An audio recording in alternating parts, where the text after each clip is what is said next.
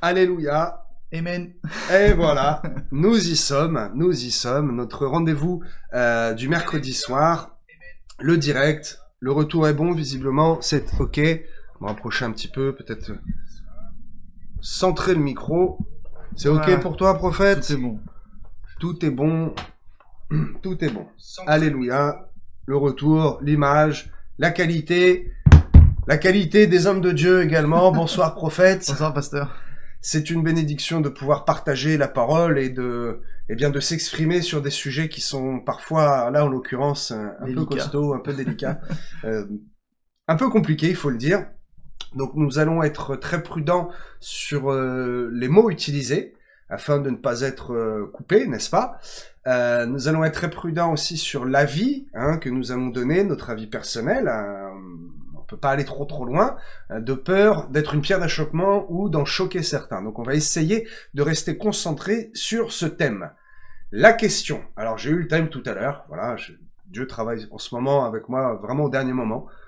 Peut-être pour éprouver ma foi, pour me faire aller plus loin, marcher un peu sur les eaux. Et quand j'ai eu ce thème, j'ai dit ouh, ok, j'appelle le prophète et il me fait pareil, il me fait ouh, tu es sûr? J'ai dit oui, ok, allons-y.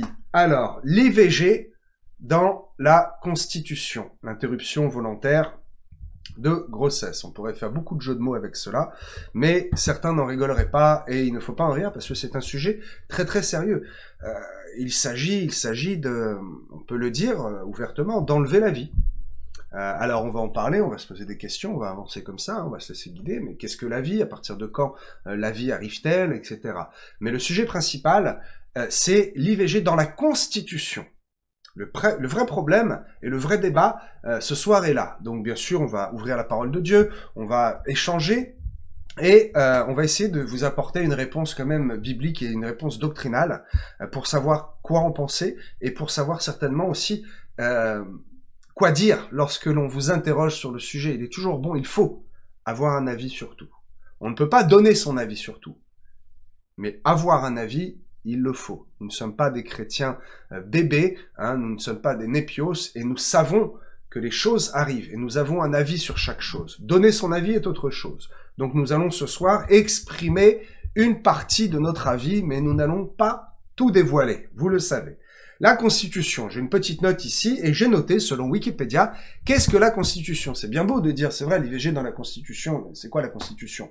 Alors la Constitution, c'est une organisation du fonctionnement de l'État, un principe d'organisation pour nous dire, voilà, comment l'État, en l'occurrence la France, doit fonctionner, comment les lois doivent être votées, comment elles doivent être proposées, ce que l'on peut faire, ce que l'on ne peut pas faire, ce que l'on garantit. Ici, il s'agit de garantir le droit à l'avortement. Parce que, et là c'est spirituel, la Constitution est au-dessus de la loi. Il faut savoir que la loi garantit déjà le droit à l'avortement. Il n'était en aucun cas besoin d'aller plus loin. On peut dire que la Constitution, c'est un petit peu l'ADN de notre pays. Et le vrai problème, c'est de se dire, y avait-il nécessité? Pourquoi est-ce que le président, pourquoi est-ce que l'État a choisi d'aller plus loin? Il n'y avait pas nécessité de mettre ça dans la Constitution. Et je le répète, la Constitution est au-dessus de la loi. Alors, prophète, déjà, par rapport à ça. Ok, bon déjà, bonjour tout le monde, j'espère que vous allez bien et que surtout vous êtes ouverts d'esprit. Je pense que nous sommes dans des temps où il faut pouvoir avoir une certaine ouverture d'esprit qui correspondrait, selon moi, à une certaine maturité. On sait que les temps sont difficiles et on voit de plus en plus de choses. L'apôtre Daniel Vindini, notre père spirituel, que nous saluons et que nous bénissons, mentionne vraiment aussi beaucoup de choses vis-à-vis de l'apostasie en ce moment. Donc beaucoup de faux enseignements, beaucoup de fausses doctrines, beaucoup de choses qui sont vraiment très néfastes aujourd'hui, clairement on peut le dire, pour le commun des mortels, pour l'église de Jésus-Christ, pour nous qui sommes enfants de Dieu, nous qui sommes leaders spirituels. On se retrouve de plus en plus à être confrontés directement avec la loi. Déjà, on peut identifier que depuis 1905, il y a eu une séparation claire, nette, une loi qui a été votée. Mais en fait, on se rend compte vraiment que la forme de l'apostasie, elle est aussi engendrée à cause du fait qu'on se retrouve vraiment confrontés directement avec le gouvernement dans lequel nous sommes. Et le problème, ce sont ceux qui vont être dans le compromis avec le gouvernement et qui vont accepter d'ingérer dans la mentalité de l'Église et de la parole de Dieu toutes les choses que le gouvernement cherche à mettre en place, une forme de tolérance. Mais comme on le dit, nous croyons que Dieu n'est pas un Dieu qui est vraiment si tolérant que ça, parce que il ne tolère pas directement le péché. Il accepte qu'il y ait des pécheurs, qu'il y ait des personnes qui se repentent, mais avec le péché, là, le salaire du péché, c'est la mort. C'est quelque chose de net, de radical. On tolère pas le péché. Donc, ce qui fait que il y a vraiment une forme d'injection de plus en plus prononcée, où nous, en tant que serviteurs de Dieu, on a de plus en plus du mal à pouvoir aussi exprimer la réalité de la parole de Dieu sous prétexte de passer pour des personnes non tolérantes, de personnes sectaires, de personnes qui sont dans des abus de contrôle, etc. Alors qu'en fait, ce n'est que la parole de Dieu. Et on doit respecter ces choses qui sont fondamentales. Alors, avant d'aller plus loin, j'aime faire ma petite truc que je pense qu'il est important de faire, partager la vidéo. Partagez le live, mettez un maximum de likes et surtout, en partageant, vous permettez à un maximum de personnes de pouvoir regarder ce contenu. Abonnez-vous aussi à la page Facebook du pasteur Jean-Charles Église Parole Vivante. Vous pouvez vous liker, vous pouvez prendre part au programme qu'il fait, c'est quelque chose de très important. C'est une forme de soutien. Là, on n'est même pas à une histoire de dire, entre guillemets, comme le pasteur Daniel l'explique toujours, il dit il y a différentes manières de nous soutenir, et liker, partager, faire la promotion, soutenir, déjà juste dans la publicité, c'est aussi une forme de montrer votre soutien à l'homme de Dieu, à ce que nous faisons, etc., etc. Et c'est un thème très particulier ce soir. Alors, beaucoup de choses à dire sur cette histoire de constitution, cette histoire de Sénat, cette histoire d'Assemblée nationale, cette histoire de tout un tas de choses. Tout le procédé, qui je peux me permettre de le dire comme ça, embrouille quiconque ne sait pas quoi faire. C'est fait exprès aussi, je pense, pour embrouiller à fond les gens, pour qu'ils ne cherchent pas trop plus loin, parce que peur de découvrir des choses qui pourraient sûrement les choquer. Donc, ils passent par tout un tas de procédés pour, au final, eux qui connaissent la loi, savent quoi mettre, comment le mettre, quand le mettre, etc., etc. Donc, sachez une chose, nous sommes dans des temps compliqués et nous devons arriver à dire, il nous faut de l'assurance, il nous faut de l'audace pour pouvoir oser dire clairement ce que la parole de Dieu enseigne, ce qu'elle dit, ce que Dieu dit, sans compromis, sans détour, sans formalité. Des fois, il faut faire preuve de pédagogie, mais des fois aussi, il faut rentrer dans le vif du sujet et dire les choses telles qu'elles sont, comment le Seigneur nous les explique, quelles en sont surtout les conséquences, parce que je crois que si le Seigneur nous demande quelque chose, ordonne quelque chose, explique quelque chose, si ce n'est pas respecté, il y a des conséquences. Donc, l'avantage, c'est que Dieu nous dit aussi qu'il sait ce qui est bon pour nous, qu'il sait ce dont nous avons besoin. Donc, si nous appliquons d'une certaine manière à la lettre la parole de Dieu, et en fait, nous nous protégeons nous-mêmes et nous pouvons être vraiment des instruments de bénédiction et surtout de droiture, d'intégrité sur cette terre. Quelque chose qui, je crois, manque beaucoup. La droiture, l'intégrité, l'honnêteté, la sincérité, on peut prendre tous les synonymes qui existent. Je pense que c'est vraiment quelque chose qui manque aujourd'hui. Et honnêtement, ce soir, nous voulons vous parler d'un sujet qui est important. Alléluia. Tu te disais, je vais rebondir et nous allons continuer là-dessus. Les conséquences. Quelle est la différence entre quelqu'un qui vole un bonbon et quelqu'un qui tue? Un péché est un péché. Nous avons en horreur un péché. Mais ce qui fait la différence, c'est les conséquences de ce péché. Et ici, nous sommes en plein dedans. Quelle est la différence entre quelqu'un qui choisit d'arrêter, n'est-ce pas, la conception à 1 jour et la différence à quelqu'un qui choisit d'arrêter à 14 semaines? Puisque c'est bien ce dont il est question en France aujourd'hui, cet IV, on peut le faire jusqu'à 14 semaines. Mon ami, c'est choquant. Les femmes qui le font ont besoin de psychanalyse, ont besoin de tranquillisants, de médicaments, parce qu'à 14 semaines, même à 8 semaines, à 9 semaines, les membres sont formés. Je ne veux pas donner d'image d'horreur, mais c'est une chose d'horreur. Nous avons en horreur le péché, nous avons en horreur la mort. 1 Corinthiens 15, 26, le dernier ennemi, c'est la mort. Nous ne devons pas être ceux qui sont utilisés pour provoquer la mort. Alors, la différence entre 1 jour et 14 semaines, bibliquement parlant, nous parlons du souffle de vie, de l'insufflation si je peux dire, ce mot est un peu tiré par les cheveux, mais du moment où l'âme descend, c'est le souffle de vie. Parce que, où va après cette âme? Automatiquement, nous le savons que cette âme, qui n'a pas eu le temps de rentrer dans un péché volontaire, est sauvée. Très bien. Mais il y a une âme. Et là où il y a problème, là où il y a péché, c'est quand quelqu'un choisit volontairement d'enlever l'âme de ce corps, d'enlever la vie, d'enlever le souffle de vie que Dieu a donné. À partir de quel moment peut-on dire, prophète, on a tous les deux déjà la réponse, mais oh, on fait l'interview, c'est intéressant. Peut-être vous le savez. À partir de quel moment, bibliquement parlant, et au niveau de la doctrine, et c'est intéressant de le savoir, à partir de quel moment peut-on considérer qu'il y a la vie dans le corps? Que le fœtus vit? Est-ce que c'est à la rencontre de l'ovule et du spermatozoïde? Est-ce que c'est au moment de couper le cordon ombilical? Est-ce que c'est le fameux 8e jour? Il se passe quelque chose d'ailleurs le 8e jour. Mais à quel moment est-ce? Ok.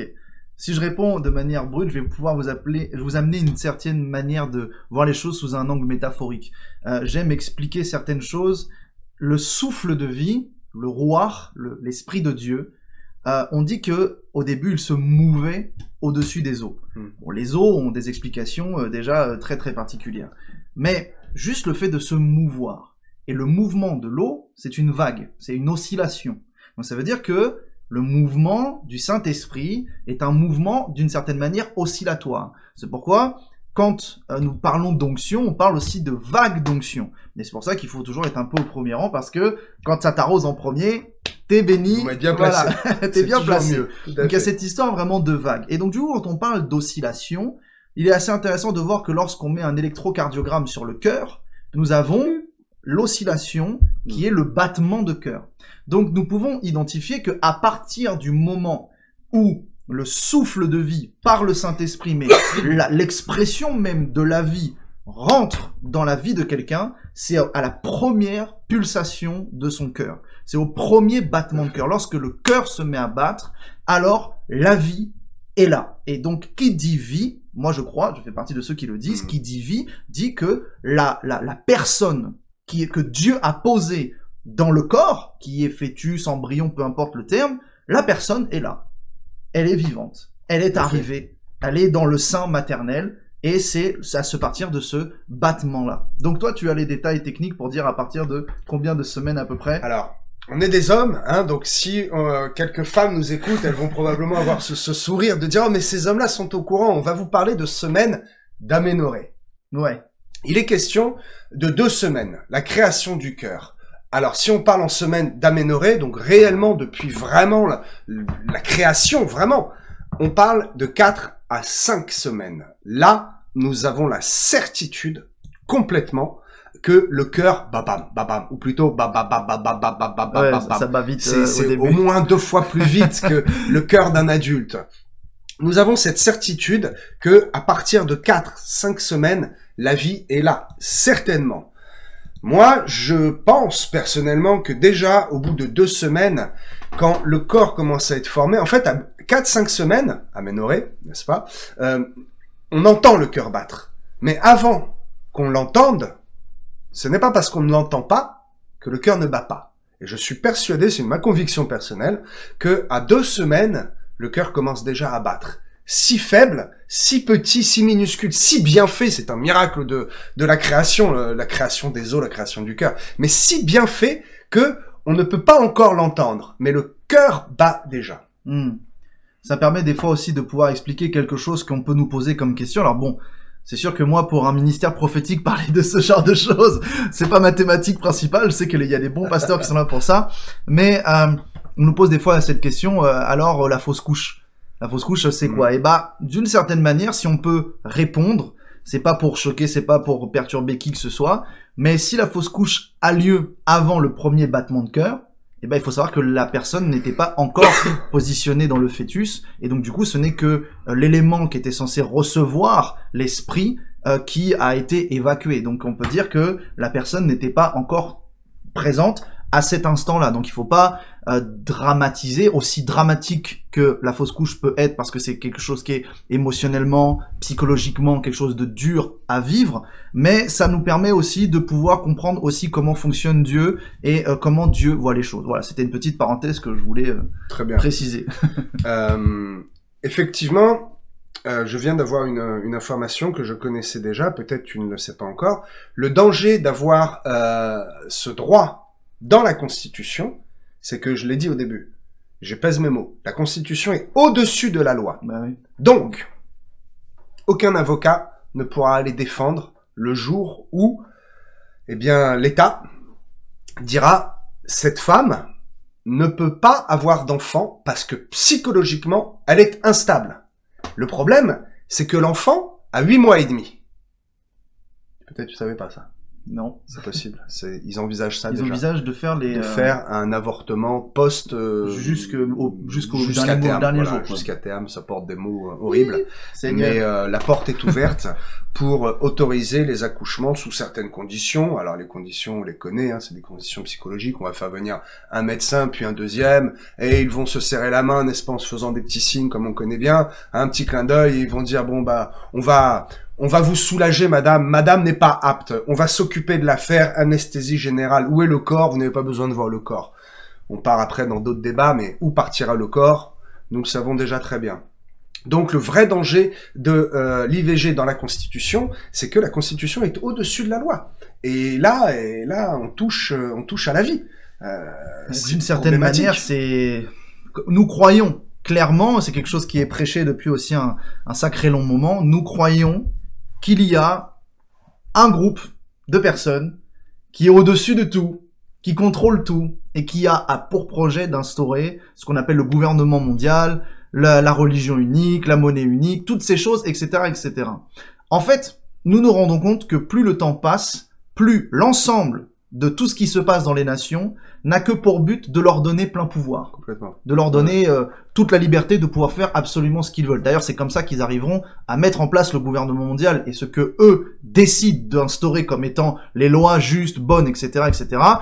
C'est parce qu'en fait, tout est en train de converger pour leur donner plein pouvoir, que ça soit actuellement sur le sujet que nous sommes en train de parler, mais actuellement les autres sujets d'actualité qui vont être les guerres, les problèmes médicaux, tout un tas de choses qui peuvent être mentionnées, ce n'est que pour leur donner plein pouvoir. Et c'est pour ça que ça relève un gros problème de voir ça dans une constitution qui est quelque chose, un élément, une zone où on donne plein pouvoir et que même la loi ne peut pas combattre contre ce qui est instauré dans la Constitution. Donc c'est vraiment un très très gros problème. Et on est, si je dis pas de bêtises, un des premiers pays à le faire. Le premier à le mettre autant en avant. Hein. Il y a la Suède, la Norvège, tous ces pays aussi. Voilà, le Canada qui est un peu bizarre. Mais on est le premier à s'en faire la publicité et à en être tellement fier. Et comme toujours à chaque fois, c'est l'histoire de Satan qui vient et qui te ment. Et Satan est malin. Il va pas te dire le mur derrière est noir. Il va te dire il est blanc cassé. Oui, blanc un peu sale. Oui, un peu gris clair. Et puis ton cerveau il devient flou. Et à un moment il te dit c'est noir et tu dis oui c'est noir. Pourquoi je vous explique ça? Souvenez-vous, cultivez-vous. D'où vient le droit à l'avortement? Madame Simone Veil, qui a déclaré, je cite et je paraphrase, n'est-ce pas? L'avortement doit rester une exception, celle-là même qui a milité très fortement au gouvernement, et à l'époque, une femme au gouvernement, c'était pas évident, c'était pas facile, vraiment. Elle a milité très très fort pour le droit à l'avortement, et pourtant elle déclare l'avortement doit rester une exception. Et cela reste un drame. Il faut autant que possible en dissuader la femme.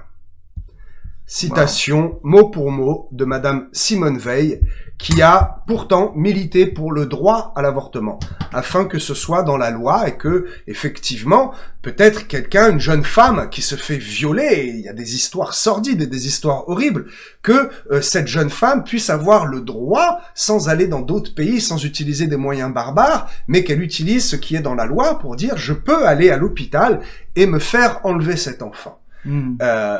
À la base, c'était pour ça. Voyons maintenant les déviances que ça a pris. Cela veut dire que demain, cette même jeune fille qui n'a aucun problème mental, mais qui arrivée à 9 mois se dit oh, un enfant, finalement, ma voisine, ma cousine, ma copine, elle vient d'accoucher, je vois ce que c'est, et le gigose et le biberon, et pendant 3 mois, 6 mois, hein, tu sais très bien de quoi je parle, en fait, je fais pas de nuit, et je m'inquiète, et cela coûte beaucoup d'argent, beaucoup de temps, oh, je fais une bêtise, je n'en veux plus, eh bien, cette gamine capricieuse aura juste qu'à claquer des doigts pour qu'on vienne lui enlever la vie. Et j'ai envie de citer Deutéronome, chapitre 30, verset 19. Nous avons le choix. Choisis la vie. C'est un impératif. C'est une consigne. Il n'est pas écrit noir sur blanc dans la parole de Dieu, tu ne feras pas tel acte. Mais nous en concluons que il y a des choses, tout n'est pas écrit. À la fin du livre de Jean, nous trouvons quoi, ce petit clin d'œil où s'il avait fallu écrire tous les miracles de Jésus, toute la vie de Jésus, toute la doctrine biblique, le monde entier ne suffirait pas à contenir cet ouvrage. Donc il faut non pas seulement lire comme au travers des lignes. Non, ça c'est une expression humaine. Il faut lire la Bible avec une compréhension spirituelle et voir non pas seulement comme au travers du voile, mais je crois que c'est dans Colossiens, aujourd'hui nous voyons comme dans un miroir, avec une façon beaucoup plus précise. Donc nous voyons que la parole de Dieu ne nous incite absolument pas à aller dans cette direction-là. Il y a d'autres versets dans le Lévitique, où j'ai bien exploré le Lévitique, au niveau des lois de rétribution, quand ta charrette a blessé le bœuf de ton voisin et son bœuf n'est plus utilisable, n'est-ce pas? Alors il faut faire la réparation, il faut même rajouter quelque chose, et il y a cette loi étrange, alors là je vais choquer les religieux, qui disent, peut-être tu vois de quoi je parle, si la femme est bousculée, la femme enceinte, hein, il y a violence, voilà, l'enfant est perdu, alors, il faut faire rétribution. Exode 21. Tu l'as? Exode 21. Exode 21, 22 à 27. C'est dans Exode, et non pas Lévitique. Ok. Alors, il faut faire réparation, et ce n'est pas dans ce sens-là. Ici, c'est un sens accidentel. Or, la femme, puisque ce sont les femmes qui décident, n'est-ce pas? Et tant mieux. La femme qui décide de son propre chef d'aller à la mort, d'aller provoquer la mort, n'est-ce pas? Je ne veux pas avoir de mots plus choquants. Elle choisit de son propre chef. Donc là, elle sort encore de ce cadre et c'est encore plus grave, si je peux m'exprimer ainsi. Qu'en penses-tu? Ouais, c'est particulier. C'est très particulier, mais ça nous permet surtout de comprendre énormément de choses. Et il y a beaucoup de versets dans la parole de Dieu qui expriment à quel point nous existons déjà avant même, d'une certaine manière, de paraître sur cette terre. Et donc du coup, il y a le côté effectivement que tu relèves de Exode 21, où il y a le côté accidentel, et la loi, elle est la loi, elle les cache, hein, œil pour œil, dent pour dent. S'il y a mort, et bah faut qu'il y ait s'il y a un mort chez moi, faut qu'il y ait un mort chez toi. C'est un peu ça qui est expliqué. Mais ça nous montre déjà aussi à quel point le rapport, c'est ça que moi j'aime bien pouvoir identifier, c'est le rapport. C'est-à-dire que, imaginez, dans la loi, on te crève un œil, et bah tu as le droit de crever un œil. Et là, on te dit que s'il y a un enfant qui meurt, alors de l'autre côté, la conséquence, c'est aussi la mort. Ça veut dire que ça a un rapport, quand même, pour Dieu, très fort. Il pourrait dire, entre guillemets, bon, il y a eu la mort, mais vu que l'enfant était pas encore sur terre, c'est pas trop grave. Il y a donc une compensation. Plutôt que me donner un de tes enfants, tu vas me donner un agneau et ça passe. Non, non, c'est mort. Mort, c'est aussi grave. C'est comme si on pouvait dire que la personne, elle était punie de mort. Il y avait une condamnation de mort. Donc c'est quelque chose de très très grave. Dieu voit ça comme étant quelque chose de très très grave. Mais j'aimerais pouvoir surtout vous parler avec quelques versets pour vous expliquer à quel point la personne, elle est déjà là. On a forcément Jérémie, chapitre 1, verset 5, où il est question que le Seigneur dit qu'il nous connaît avant même de l'avoir formé. Je te connaissais déjà. Donc, la personne, elle est déjà connue de Dieu. Et ce que je peux me permettre de pouvoir relever en faisant quelques recherches sur le ministère des droits de la santé de la femme, 95% des avortements ou des IVG aujourd'hui sont pour but moral. Ce qui veut dire que les 5 autres pourcents ne sont que les cas graves. Viol ou problème de santé. Ça arrive que il y a un problème de santé, la femme, elle tombe malade à cause du fœtus. Des fois, il y a des histoires de sang, des trucs comme ça, etc. Et ça, ce n'est que 5%. Ce qui veut dire que 95% des avortements qui sont faits ne sont que sur des buts psychologiques, moraux, émotionnels de la femme qui prend une décision comme ça. Et c'est ça qui, en fait, qui est très problématique. Parce que le Seigneur, nous dit dans sa parole, en psaume 139, verset 16, « Tes yeux m'ont vu alors que je n'étais qu'un embryon. » Et la parole, elle est claire. Le verset en Louis II, 1910, nous dit « Quand je n'étais qu'une masse informe, tes yeux me voyaient. » Ça veut dire que là, il est question de dire « J'étais là, et Dieu m'a vu, où ça, dans le ventre de ma mère. » Donc j'étais déjà là. La personne, elle est déjà ici. L'esprit, elle est déjà là. Et c'est ça qui est assez intéressant aussi. On a Psaume 22:10 qui nous dit « Dès le sein maternel, j'ai été sous ta garde. Dès le ventre de ma mère, tu as été mon Dieu. » C'est quelque chose de très fort. Ça identifie que dans le ventre de la mère, dès l'embryon, dès le premier battement de cœur, la personne est déjà ici. Et je lisais du coup un article d'un pasteur qui, pour moi, d'une certaine manière, a un peu raison de le dire. L'enfant qui naît à cause d'un élément traumatique, un traumatisme, quelque chose de dur qu'on identifie comme viol ou autre, l'enfant n'y est pour rien.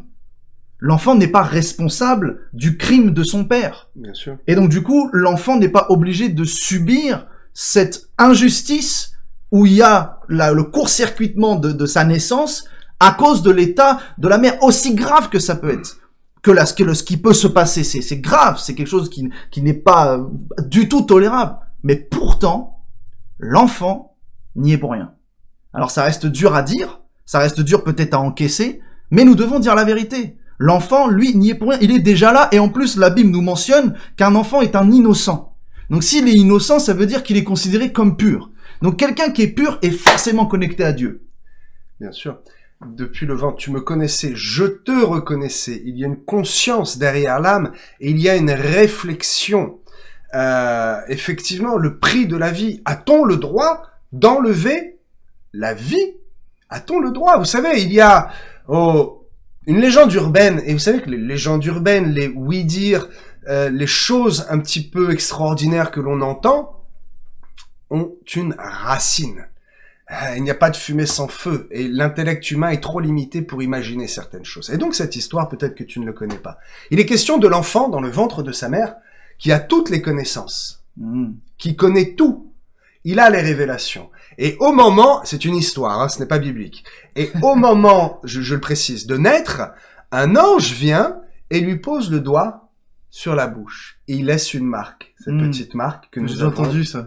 Hein, tu as déjà entendu, c'est une histoire charmante, mais qui mérite réflexion. Ouais, je pose la réflexion là-dessus. Voilà, ce n'est pas biblique, ce n'est pas doctrinal, mais il faut se poser la question. Et cette histoire qui fait sourire et qui touche le cœur, eh bien, nous fait encore plus réaliser le prix de la vie. Imaginez le nombre de femmes, et ça, vous n'aurez jamais de chiffres, qui sont partis avec un esprit, un démon de dépression, un démon de mort qui s'est attaché à elle au moment où elle a fait l'acte.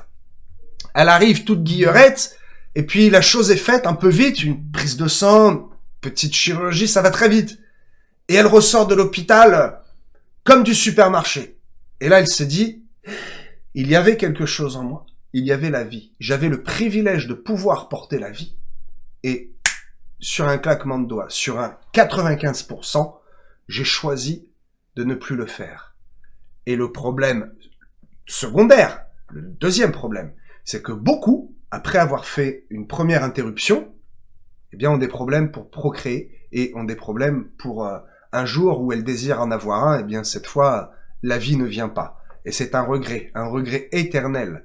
C'est terrible, terrible. Il est question également, alors avançons, non plus d'appeler ça IVG, ok, mais IM. Et la différence, c'est interruption, tiens-toi bien, médicale. Ça veut dire que probablement à un moment, peut-être que même, on ne te demandera même plus ton avis. C'est-à-dire que madame, je suis médecin, cette loi qui dit qu'on ne peut plus critiquer un médecin ou un traitement, faut que je fasse attention à mes mots, un traitement médical. Donc le médecin dira, madame, vous arrivez donc là à 4 mois, j'identifie un problème, c'est le secret médical, on ne peut même plus sortir de l'hôpital avec nos radios, sous peine de secret médical, on ne sait même plus quelle maladie on a. C'est vrai, le médecin ne vous dit même plus qu'est-ce que vous avez quand vous êtes malade. Oui, bah prenez ça, qu'est-ce que j'ai? Bah vous êtes malade, client suivant, patient suivant. Ok. Et donc le médecin à un moment pourra dire j'estime que c'est médical. Et donc, vous n'avez même plus, vous, votre mot à dire. Voilà le danger, hein, on se recentre sur le sujet, voilà le vrai danger de cette appellation d'IMG, IVG, et en tout cas de l'avoir mis dans la Constitution.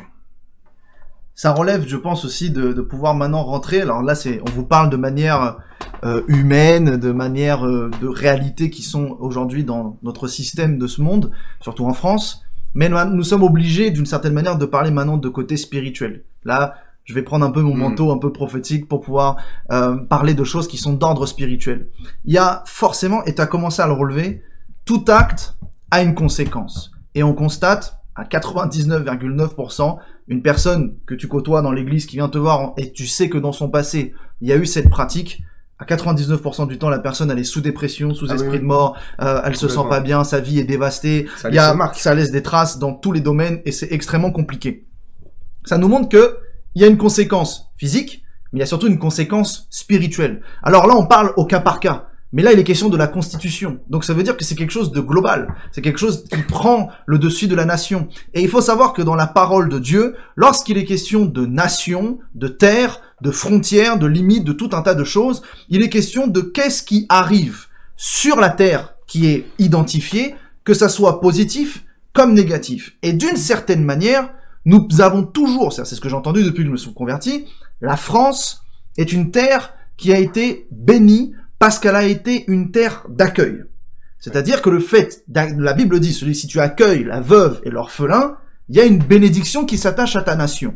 Donc pendant des années, la France, on l'a appelée la terre où coule le lait, le miel, où il y a les richesses, où il y a tout ça. Et donc du coup, on a accueilli, et ça engendre maintenant un autre problème qui n'est pas le sujet.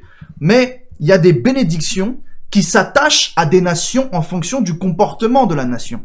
Ce qui veut dire qu'il y a aussi des malédictions qui s'attachent à une nation en fonction de son comportement. Et le problème, c'est que de tolérer quelque chose d'aussi grave aux yeux de Dieu dans le système de la pensée, de morale, psychologique, de tout institutionnel, constitutionnel de la nation, ça attire forcément une malédiction. La nation ne prend pas du tout une bénédiction en tolérant et en acceptant quelque chose comme cela au sein de l'ADN architectural de la nation française. Et c'est extrêmement problématique. Ça a déjà une conséquence énorme. Tout ce qu'un pays tolère, c'est soit bon, soit mauvais. Et les conséquences sont forcément radicalement engendrées. Tu voulais dire un truc? Oui, non mais je rebondis, c'est vrai. C'est le vrai danger, c'est que cet acte soit complètement banalisé. Et c'est plus pris au sérieux. Ce n'est plus, peut-être qu'on sera interdit d'utiliser et de dire, on enlève la vie. Et non, la vie n'est pas encore là, non, et ce n'est pas vous, c'est les médecins, et on ne pourra plus dire ça, parce que ce sera passé dans les mentalités comme étant quelque chose de normal. Peut-être même, IMG, eh bien, c'est un acte médical, je me suis soigné. C'est un soin, voilà, le médecin a dit que c'était un soin, c'est normal. Nous avons, nous, encore, dans cette génération, cette prise de conscience et cette intelligence collective et cette moralité qui nous a été donnée par nos parents, de nos anciens parents, des grands-parents, et de cette nation qui a été une terre d'accueil, de cette nation qui a été quand même, il faut le dire, la France est un pays chrétien. Nous regardons partout, c'est des clochers que nous voyons.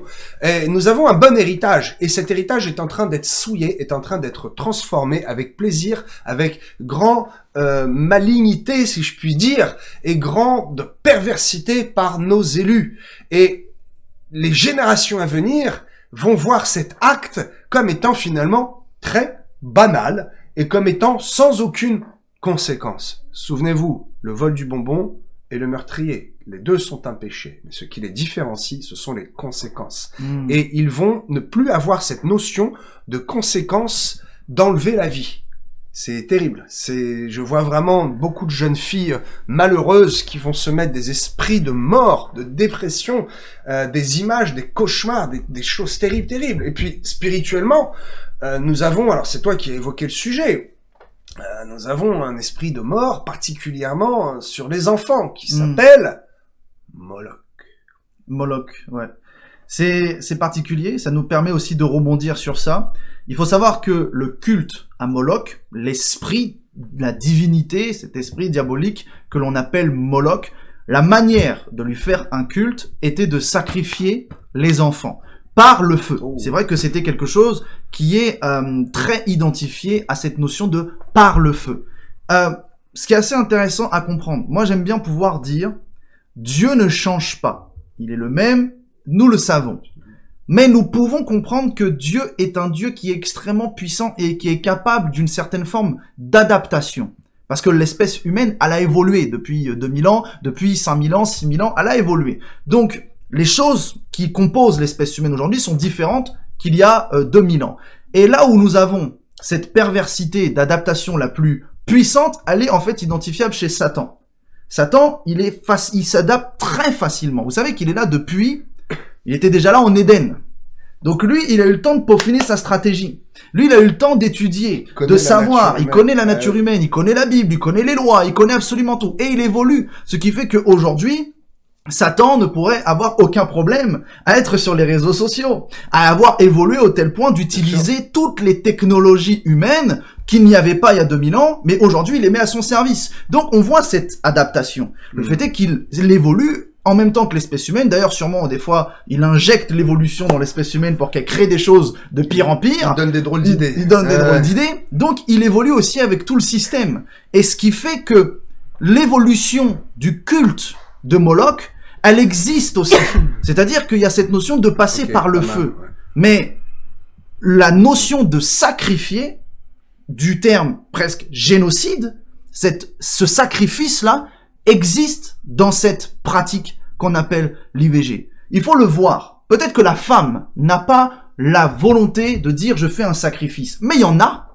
Il faut identifier le fait qu'il y en a qui identifient ça comme un sacrifice. Et il faut identifier que ceux qui mettent ça dans la tête du peuple, dans la mentalité, eux ne le font pas avec une intention pure. Ne le font pas pour dire « je veux prendre soin de la femme ». Ils le font parce que tout est spirituel. Exactement. Et que nous n'avons pas honte de dire qu'aujourd'hui, ceux qui gouvernent, ceux qui sont les élus, ceux qui sont encore au-dessus, appartiennent au culte de Satan. Franc-maçonnerie, tout ce que tu veux, etc., etc. Ils font des rituels, ils font des pactes. Eux qui votent des lois pour la laïcité, en vérité, ils sont très spirituels. Eux qui veulent nous priver du message, de pouvoir parler de spiritualité, des choses de Dieu, etc., etc. Pourtant, eux, ils pratiquent très fortement leur occultisme sans aucun problème.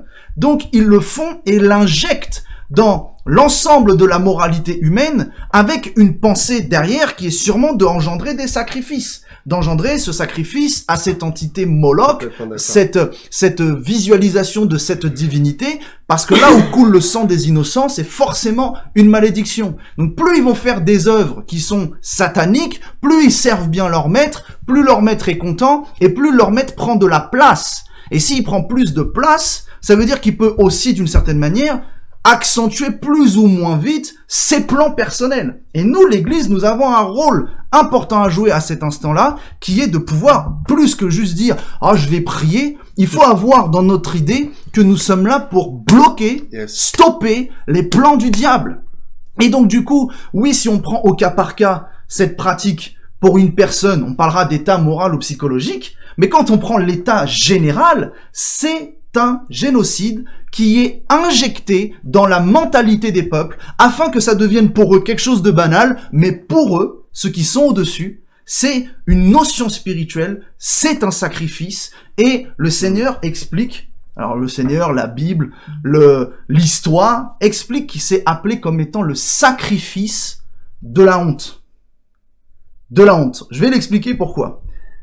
Moloch a pour étymologie ou l'expression aussi qu'on appelle Molech. Des fois c'est Moloch, des fois c'est Molech, en fonction de tel ou tel pays. Ça va des fois s'appeler même Malik ou autre, etc. Mais ça parle de la même entité. Et cette racine sémitique ouest, MLK, veut dire régner, être roi. Et Moloch vient de Melech et de Bosses, qui veut dire le roi du sacrifice honteux. Ce qui veut dire que c'est une divinité qui engendre et qui accepte, et son culte, c'est des sacrifices que Dieu considère comme étant quelque chose de honteux. C'est une honte. Pour Dieu, c'est abominable, c'est une abomination. Et c'est pourquoi, ce que ça me permet de rebondir et d'identifier ça, les personnes qui se repentent de cet acte-là se sentent honteuses. Elles se sentent honteuses. Il y a quelque chose qui se dépose, ils se sentent très honteuses. Et ça a vraiment toute cette symbolique-là. Et Lévitique 18, 21, la parole le précise clairement, elle dit « Tu ne livreras aucun de tes enfants pour le faire passer, en version King James, par le feu, à Moloch. Tu ne profaneras point le nom de ton Dieu. Je suis l'Éternel. » C'est une profanation du nom de Dieu, de sacrifier un enfant. Ce qui est terrible, c'est que même si quelques femmes, hein, il s'agit des femmes qui le font volontairement, n'ont pas cette connaissance, cette notion de cette gravité, j'ai envie de dire, Nekuda, peu importe, ce qui est fait, que tu grilles un feu rouge, que tu aies l'impression de ne pas l'avoir grillé, d'être passé à l'orange, que tu ne l'as pas vu, peu importe, le résultat c'est 135 € et c'est 4 points, c'est la loi. C'est comme ça, la loi divine est au-dessus de la loi humaine, et je rebondis bien sûr, la loi divine, la loi de Dieu, les principes spirituels sont bien sûr bien au-delà de la constitution. Nous sommes dans une zone humaine, mais les principes divins sont divins et sont spirituels. Et dans le principe spirituel, eh bien, c'est une abomination, c'est un acte honteux. J'amène à votre interrogation, je vous pose une question qui peut choquer. Qu'advient-il de ces embryons enlevés?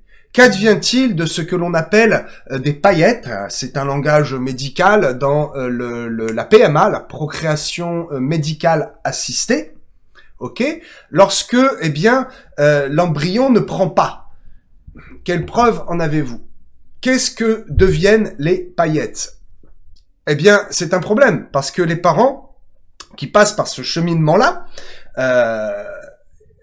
ont un choix à faire.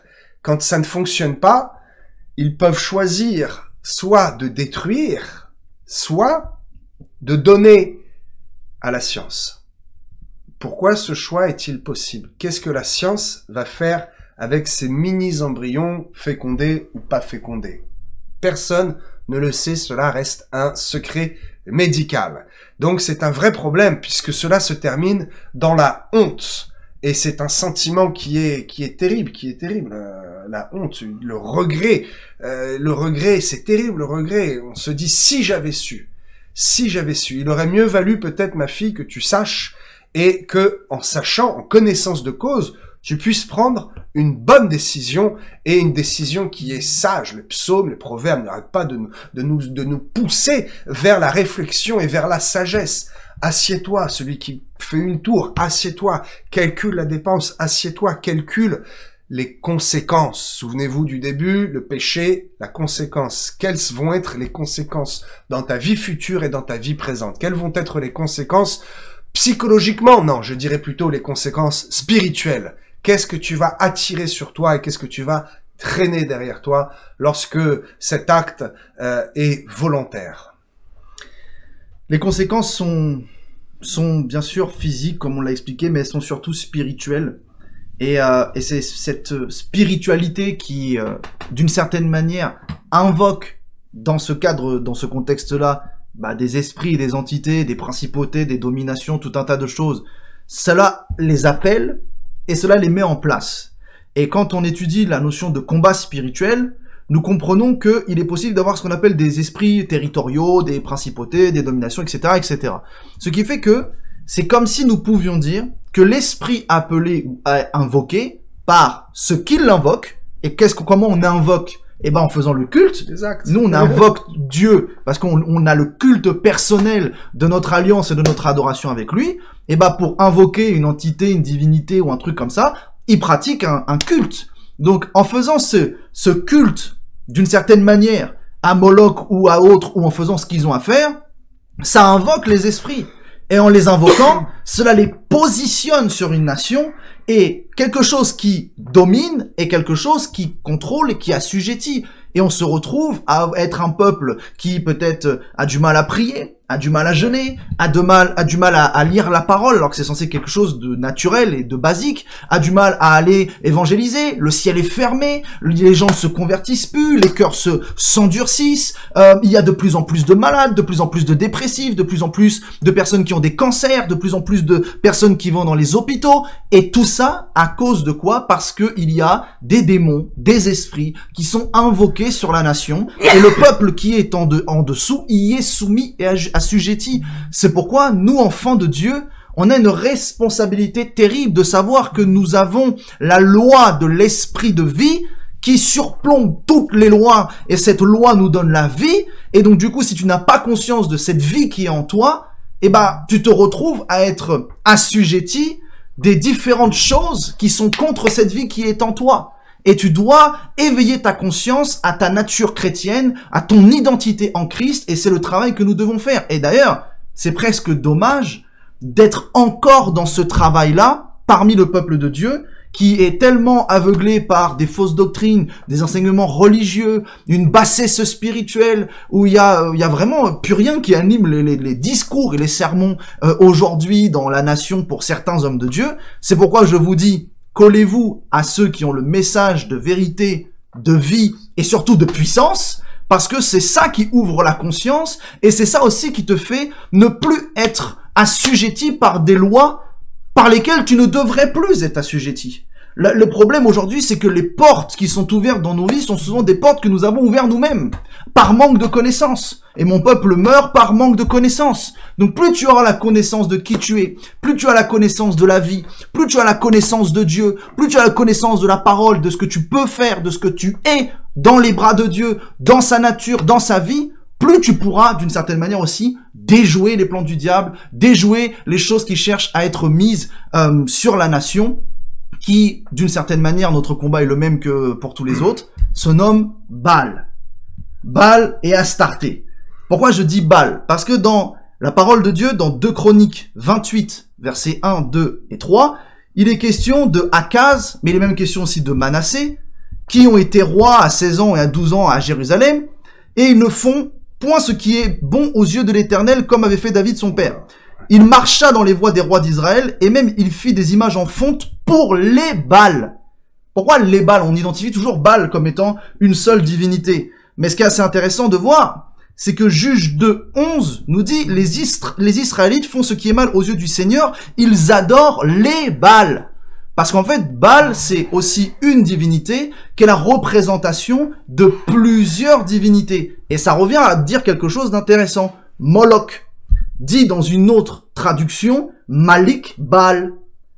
Et c'est pourquoi nous comprenons que c'est une des divinités de l'ensemble des divinités appartenant à Baal et donc du coup aussi se liant à Astarté. C'est toujours une histoire de sacrifice, c'est toujours une histoire de faire un culte à une divinité, à l'occultisme, à Satan, à ses démons, sa horde de divinités qu'il maîtrise et qu'il gouverne. Nous comprenons que c'est aussi notre défi. Et moi je me rappelle, je sais pas si tu te rappelles, quand l'apôtre Daniel Vandini allait prier à la montagne tous les vendredis soirs, Sainte-Catherine. À un moment donné, son discours devenait « Je m'élève contre Baal et Astarté », oui. Les autels de Baal et d'Astarté. C'est une prière qui est globale, mais parce que en fait, c'est quelque chose qui cible une multitude de divinités. D'ailleurs, on voit dans la parole de Dieu qu'il y a même des noms de villes différentes qui se finissent par Baal, Péor, Baal, Baal quelque chose, autre chose. Donc, on comprend que Moloch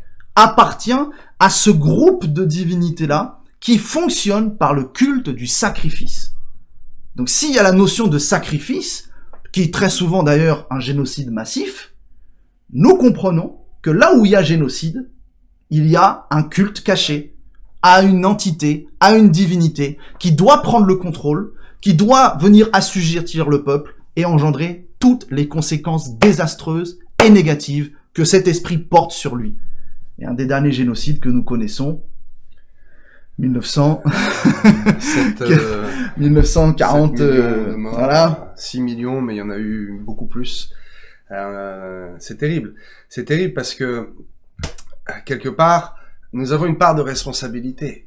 Je pensais tout au long de ce que tu disais, à ces Hébreux qui, tout au long de leur histoire, ont eu ce problème de s'accoutumer des coutumes voisines, de prendre des Baals et des Astartés à leurs voisins et de ne pas se concentrer seulement sur Dieu. Il y a des conséquences. Nous sommes une nation chrétienne.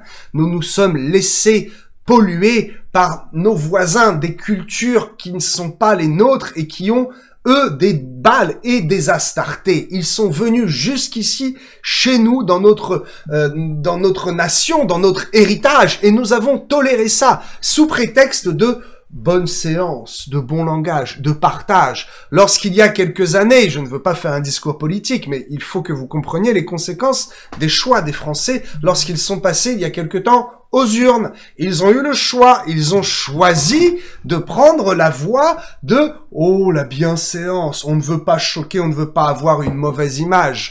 Mais vous savez, certains autres pays se fichent de leur mauvaise image et n'en sont pas là aujourd'hui, ont rejeté tous ces Baals et ces Astartés et ont gardé leur propre identité, leur histoire. C'est terrible ce qui est en train de se passer en France, parce que je vais répondre à une question ici, voilà, qui a été transmise, je crois, visiblement Arlette, vous allez être contente d'entendre la réponse, on peut pas répondre à toutes les questions, toutefois, le réveil de la France par rapport à cette loi. Eh bien, je vous le dis, c'est un problème, c'est un frein supplémentaire quant au réveil de la France. Parle-t-on de réveil de la France ou peut-on plutôt commencer à parler de réveil de certaines régions ou de certains chrétiens, de certaines églises? J'aimerais pouvoir vous dire la France entière va se lever et va se réveiller. Il y a des prophéties qui sont exactes, qui sont là, mais c'est à nous, n'est-ce pas, prophète, tu sais très bien de quoi je parle, de réaliser ces prophéties et d'aller s'en emparer. Si on ne va pas s'en emparer, les prophéties restent là et on prend juste un peu de part, un peu quelques pays en Canaan et on ne va pas tout, hein, toutes les tribus ne vont pas dans leur héritage et il y a des conséquences. Quand on ne va pas chercher nos héritages, quand on ne va pas chercher jusqu'au bout les prophéties qui nous ont été annoncées de bénédiction, de réveil sur la France, eh bien, il y a des conséquences. Et probablement que nous entendrons parler, j'espère vraiment que je me trompe, mais de réveils, de petits réveils très brûlants, locaux, dans telle région, dans telle ville, dans telle église. Et la nation ne comprendra pas, peut-être, je l'espère, oui, au moins on passera aux informations, on dira, oh, regardez, c'est marrant ce qui se passe ici, voilà, petite interrogation, et puis ça n'ira pas plus loin. Tout ça parce que nous avons fait une erreur dans le choix du gouvernement. Je vous le dis, un autre gouvernement n'aurait jamais accepté ça, n'aurait jamais accepté qu'un homme puisse dire j'ai mes règles et je suis enceinte. Et on en rigole aujourd'hui, mais cela se fait, ce n'est plus une rigolade. Dans l'esprit de certains hommes, ils sont des femmes et ils peuvent procréer. Une jeune fille se lève un matin et se dit, je coupe mes cheveux, zou, paf, voilà, j'enlève mes cheveux, et oh, je ressemble à un garçon, je m'appelais Cécile et maintenant je veux m'appeler Christophe. Eh oui, ma fille, tu as le droit, allons à la mairie, monsieur le maire. Oh, félicitations, madame, vous êtes tellement ouvert d'esprit. Oh, bon, alors, bonjour Christophe. Mais Christophe, tu es une petite fille, tu es Cécile. Ne gâchons pas notre identité. Voilà, je crois qu'on est en train un peu de dévier du sujet. J'avais mis en garde, il faut faire attention. Coup de genou, tac, attention. Revenons-en à notre sujet, mais... C'est intéressant de pouvoir parler de cette notion de réveil. Et est-ce que tu dis, je le confirme, parce que bon, c'est comme ça, j'ai une vidéo sur ma chaîne YouTube où je parle de comment le réveil en France va arriver. Clairement, le Seigneur m'a montré une vision claire. Une fois, j'ai été ravi en esprit. Et je dis, je voyais des foyers de lumière exploser un petit peu partout. De là à ce que à un moment, on puisse dire, comme une vue du ciel, quand on voit la France éclairée de lui, on voit les foyers de lumière des villes. Et que ça soit tellement fort que nous puissions dire à un moment, la France entière est éclairée. Mais en vérité, ça sera, et ça sera comme ça que le Seigneur fera, ce sont des foyers, des personnes qui vont être collées à un moment donné à la personne ou le mouvement ou l'identité qui sera le canal d'un moment de réveil. Et cela va engendrer que la personne va se connecter au feu, puis elle va repartir à son endroit et elle va déposer le feu. C'est un feu qui va se propager, mais non pas comme étant quelque chose qui part d'un endroit pour s'étendre, mais comme étant quelque chose qui est à un endroit et qui va être cherché par d'autres pour aller commencer à alimenter son feu un petit peu partout. Ceci nous permet de comprendre une réalité. Nous n'avons jamais vu une nation d'un seul coup se réveiller comme ça. On parle pas du réveil des États-Unis. On parle du réveil d'Azusa Street. De tel endroit. On parle du réveil de Brownsville, du réveil d'Azusa Street, qui a enflammé le pays. On dira maintenant aujourd'hui, le pays est réveillé, ou le pays a vécu un réveil. Mais ça démarre toujours à des endroits particuliers là où se tient sûrement quelqu'un, une église, là où se tient quelqu'un qui aime Dieu et qui d'un seul coup, va savoir pourquoi, le ciel s'ouvre, paf, ça descend, ça embrase une église, ça embrase un quartier. Il y a eu le truc là avec les étudiants, il n'y a pas eu si longtemps. Mais tout ça pour dire que au Pays de Galles, on parle pas du réveil du Pays de Galles, on parlera de là où c'est sorti. Avec qui? Evan Roberts. Le réveil en France, avec qui? Douglas Scott. Où ça? Bah, à Rouen, en Normandie. Ici même. Donc c'est pour dire que il faut pas s'attendre à voir une nation comme ça bouleversée par un réveil monumental. Il faut s'attendre à une ouverture qui va enclencher quelque chose, descendre quelque part, être activé quelque part, ou à plusieurs endroits en même temps. Et c'est comme ça que les choses vont s'embraser et vont se propager. C'est comme ça qu'en tout cas fonctionne un réveil au regard de l'expérience que nous pouvons avoir des réveils. Mais comme tu le disais, plus des esprits diaboliques sont invoqués, plus le ciel est opaque et fermé. Et au bout d'un moment, pour pouvoir percer ces choses, ça devient de plus en plus difficile. Est-ce que ça veut dire que le réveil n'aura pas lieu? Non, je ne crois pas. Parce que nous nous attachons à un verset. Là où le péché abonde, la grâce surabonde. La grâce va surabonder. Le ciel va craquer. Parce qu'à un moment donné, et je crois que c'est un travail que beaucoup d'hommes de Dieu commence à faire, surtout que le pasteur Daniel Vandini fait, ce que tu fais, ce que je fais, nous sommes en train d'éveiller les consciences du peuple à se réveiller soi-même, à être conscient des objectifs qu'il y a, conscient des problèmes qu'il y a, conscient de ce que nous devons être et mettre en place, et c'est la conscience renouvelée, j'aime beaucoup, ne vous conformez pas au siècle présent, mais soyez renouvelés dans votre intelligence. Romains chapitre 12 Romains 12, 14, 16. Romains 12. Je pense qu'on peut l'avoir. Mais c'est pour expliquer ça. Cette notion où il est question et nous avons besoin d'avoir une intelligence renouvelée. Nous devons être renouvelés dans notre intelligence. Nous devons être renouvelés dans notre perception des choses de la parole de Dieu. Nous devons être renouvelés. Et c'est ce que nous devons faire. C'est ce à quoi vous devez vous attacher. Attachez-vous à des personnes qui vous renouvellent dans l'esprit. Ils vont vous renouveler avec une parole fraîche, avec une onction fraîche. Ils vont rallumer le feu en toi. Ils vont t'en ramener au bon renouvellement de la saine parole de Dieu. Plutôt que les dérives, qui soient religieux ou hyper complètement illuminés dans une spiritualité abusive qui touche à la sorcellerie, au fétichisme et à tout ce que vous voulez. Revenons à la saine parole de Dieu. Et j'aime préciser, parce que je l'ai précisé récemment, les gens pensent que revenir à la parole de Dieu, au fondement, c'est revenir à un niveau en dessous. Tu sais, on rabaisse le niveau. Absolument pas. En fait, revenir sur le droit chemin, c'est ce qui te permet d'aller encore plus loin. Et nous avons besoin d'être redressés. J'aime la parole du prophète, du roi David, où il dit « Seigneur, sonde mon cœur et ramène-moi sur la voie de l'éternité. Ramène-moi. » C'est-à-dire qu'il y a des variantes, il y a des dérives, et ramène-moi encore, ramène-moi encore, ramène-moi encore. Nous devons être ramenés sur la voie, le chemin de l'éternité, notre Seigneur Jésus-Christ, sa saine parole. Alléluia. Revenir à la parole. Ce n'est pas sectaire, ce n'est pas ancien testamentaire, ce n'est pas revenir en arrière, mais carrément pas. Nous voyons dans cette génération, nous avons des révélations incroyables, des versets, des histoires qui ont été prêchées. Alors, ce n'est pas péjoratif, mais aujourd'hui, nous avons ce regard d'intelligence spirituelle et de voir tout ce qui a été prêché avec parfois beaucoup de pauvreté spirituelle, parce que c'était l'époque, et le voile n'était pas complètement levé.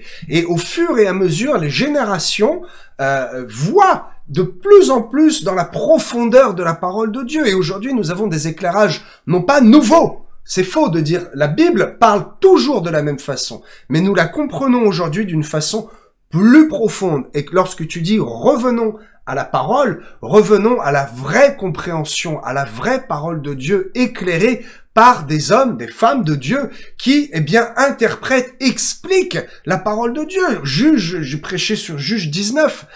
J'ai eu beaucoup de retours de ceux qui étaient là. Dommage, sur YouTube, il y a eu peu de vues. Faites-en la publicité. Regardez le truc, c'est incroyable. Qui aurait pu révéler ça il y a 50 ans, il y a 20 ans, il y a 10 ans? Et aujourd'hui, cela nous fait comprendre que absolument tout dans la parole de Dieu, on peut le lire avec ce même schéma de compréhension spirituelle, intellectuelle, et cela nous fait, oui, revenir à la parole, à la doctrine originale. Je suis un pasteur qui s'attache à la doctrine, et qui prêche la doctrine, qui revient tout le temps, à la parole de Dieu, parce que je suis amoureux de la parole. Ok, peut-être avais-tu encore quelque chose? Voilà, ça fait un petit moment qu'on a commencé le direct.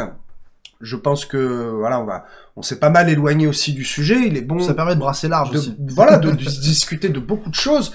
Et je le sais, quand le Saint-Esprit nous inspire, sans le savoir, nous répondons à tout un tas de questions, tout un tas d'interrogations. Et quelques-uns qui verront cette vidéo seront rassurés sur plusieurs sujets, et d'autres se poseront des questions, et ça va les amener, eh bien, à aller plus loin. Il faut toujours se poser des questions. Parce que se poser des questions, c'est aller plus loin, chercher les vraies réponses auprès de vrais hommes de Dieu. Alléluia.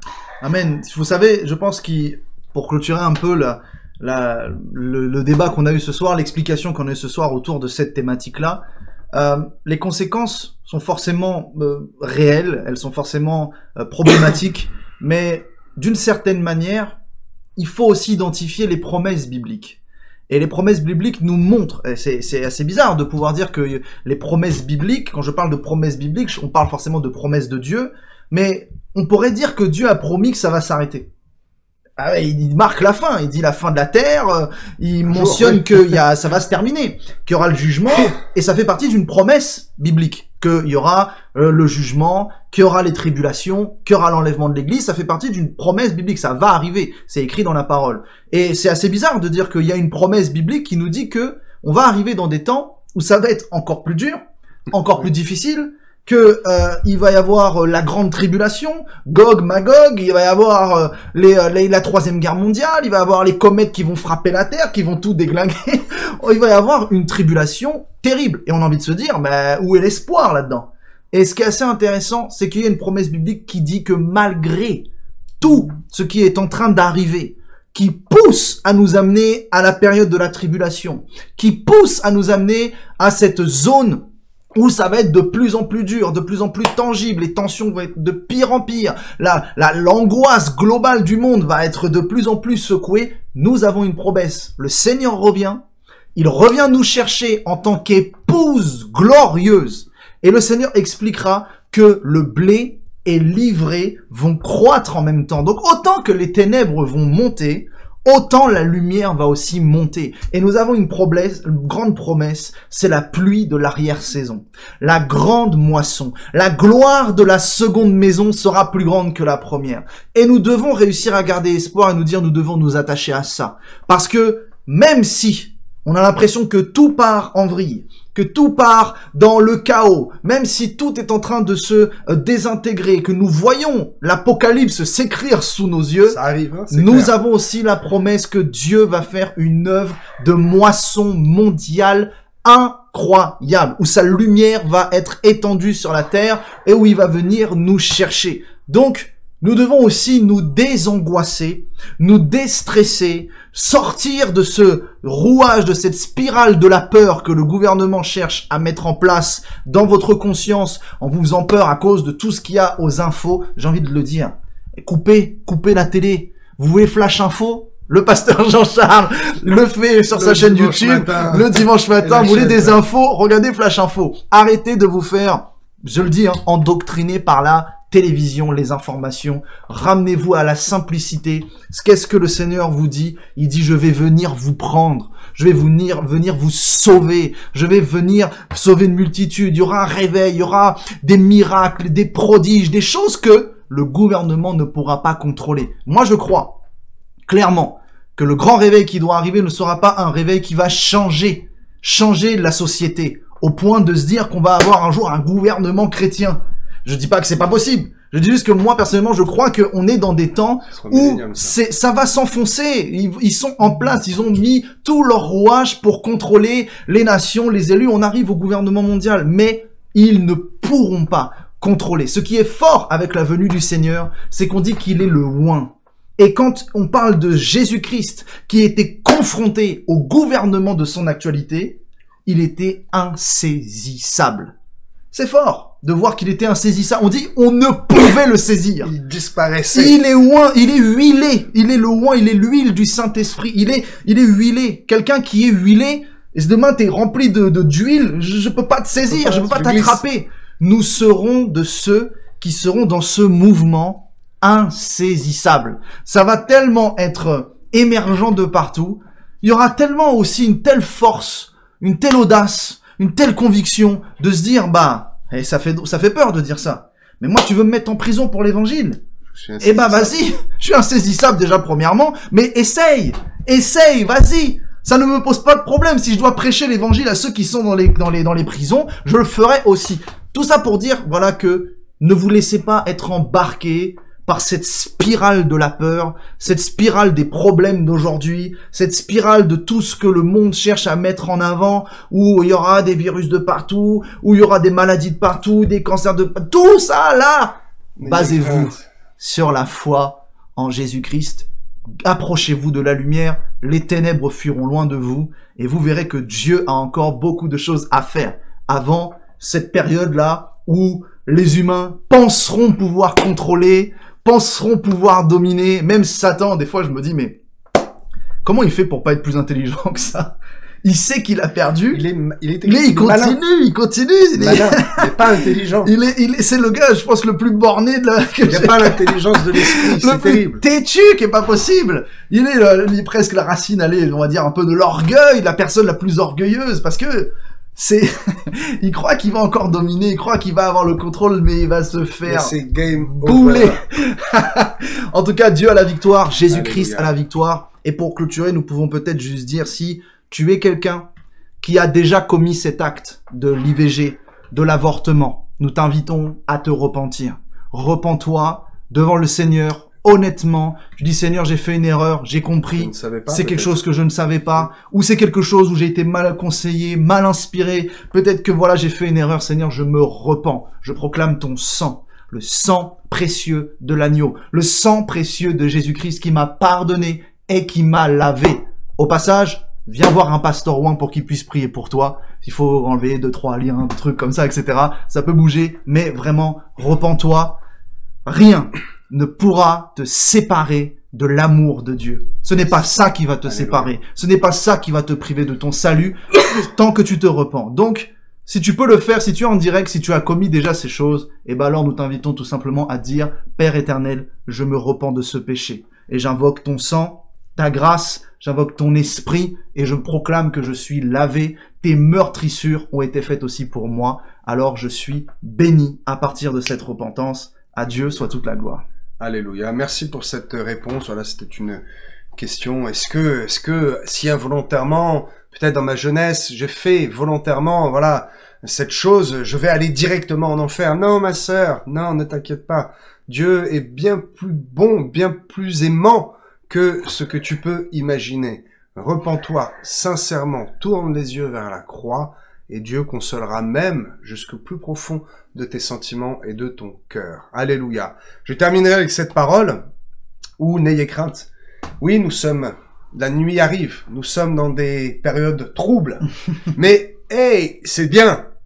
Quoi, pasteur? Oui, c'est bien. Parce que c'est dans l'obscurité que la lumière brille le plus. Amen. C'est dans l'obscurité que Jésus-Christ va démontrer que c'est lui qui aura le dernier mot. Alléluia. C'est dans des temps de crise qu'il y a les plus grandes solutions. Exactement. C'est quand il y a un problème que Jésus vient le résoudre, que le monde va accepter, va voir et va dire « Oh, peut-être si nous avions su avant. » Alors que Dieu résout tous vos problèmes. Alléluia. Amen. J'espère que ce direct, voilà, qui était un peu surprenant, n'est-ce pas? Nous avions un thème et je savais très bien que nous allions un peu de gauche et de droite, mais on a brossé large. J'espère que personne n'a été choqué par les propos, par notre avis. Hein, on a quand même essayé de rester assez neutre. Sinon, lisez la Bible. Voilà, choqué, pas choqué, ce n'est pas seulement notre avis, notre façon de penser, de voir les choses, notre culture, non. C'est la parole de Dieu. Nous ne pouvons pas tordre la parole de Dieu et mal interpréter ce qui est très clair. Alléluia. Je vois les messages, voilà, depuis tout à l'heure je check. Des likes, des cœurs, des partages. Super. Super, super. Je répondrai s'il y a d'autres messages en différé, des messages importants, sachez que je clique à chaque fois sur un j'aime. Ça veut dire que c'est pas juste que j'aime votre commentaire, c'est que je l'ai lu. Et s'il y a des commentaires importants qui méritent réponse, je prendrai le temps, et ça prend du temps, je prendrai le temps de vous y répondre. Alléluia. Voilà pour la fin. Merci Seigneur parce que eh bien, ce live s'est bien passé, nous n'avons pas été coupés, beaucoup ont été connectés, beaucoup ont eu des réponses, et nous-mêmes, nous avons été bénis parce que nous faisons l'œuvre. Et parce que, au lieu d'être peut-être en famille, d'être en pantoufles devant un bon film ou les informations ridicules, eh bien nous sommes là pour vous prêcher la parole de la grâce et l'amour de Jésus-Christ. Amen. Je vous dis, mes amis, à très très bientôt sur... ce même Facebook, sur peut-être la chaîne YouTube, voilà, je crois qu'elle apparaît là, Prophète Emeric Sroka sur YouTube. Emeric Sroka, c'est Emeric Sroka, voilà, tu es très très connu. Je vous dis à très très bientôt mes amis, soyez grandement bénis dans le nom de Jésus-Christ et surtout, eh bien, n'ayez pas peur, marchez dans l'assurance du nom de Jésus-Christ. Amen.